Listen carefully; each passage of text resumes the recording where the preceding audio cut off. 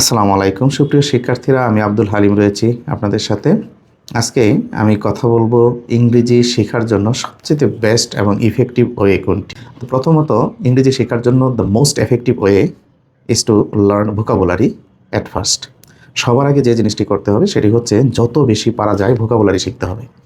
কারণ ইংরেজির আপনি যাই কিছু করেন না কেন, আপনি স্কুলে পড়েন অথবা কলেজে, ইউনিভার্সিটিতে, অথবা জব এক্সামের জন্য প্রিপারেশন নিচ্ছেন, ব্যাংকের জন্য প্রিপারেশন নিচ্ছেন, অথবা আইএলটিএস পরীক্ষা দিয়ে আপনি বিদেশ যাবেন, এই সমস্ত কিছু এক্সামের জন্য বা সব কিছুর জন্য সর্বোপরি আপনি আসলে ইংরেজি ভাষাটা শিখতে চান।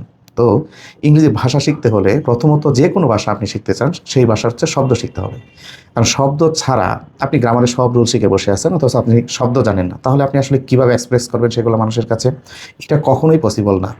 তো I request all of you to learn vocabulary as soon as possible and as much as possible। এটা ছাড়া ইংরেজি জানা কমপ্লিটলি ইম্পসিবল।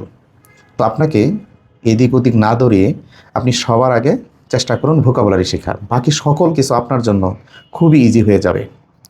তো এটাই ছিল আজকে আমার কথা। Thank you very much for watching this video.